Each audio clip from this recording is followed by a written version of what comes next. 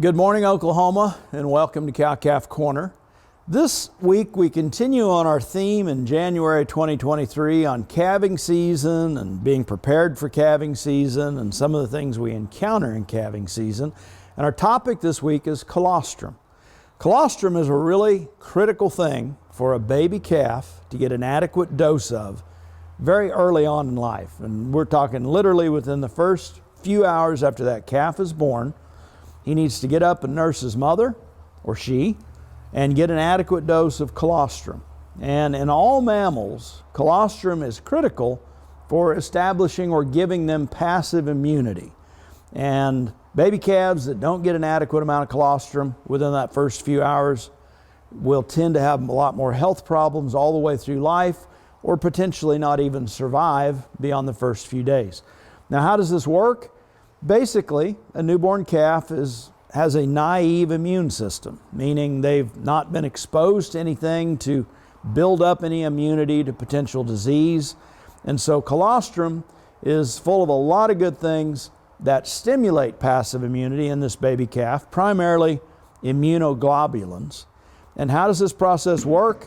Well, over time, we talk about this wonderful digestive system that beef cattle have, and all the complexities of the rumen and these four compartments up at the beginning of that digestive system.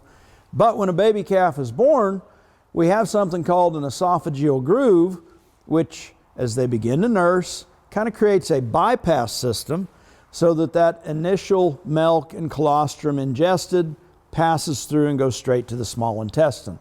Within the first few hours of life, that small intestine is very porous, the gut wall is very porous.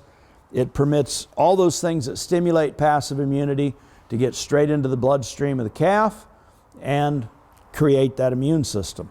Within the first 6 hours of a calf being born, they're going to start to lose a pretty healthy percentage of that ability to rapidly absorb the things out of colostrum they need.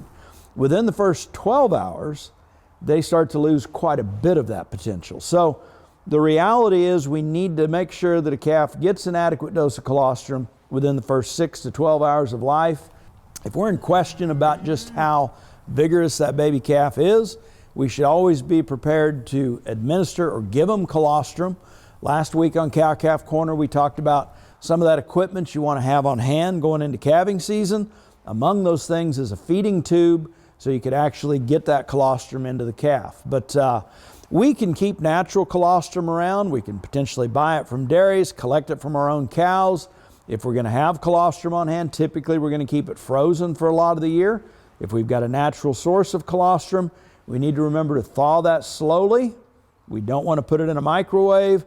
A microwave to heat that up is going to potentially kill those immunoglobulins and all the things that create passive immunity. So that's a gradual process we go through there. There's also a lot of commercially available colostrum replacers, and we can buy those at a lot of farm stores, buy them online potentially.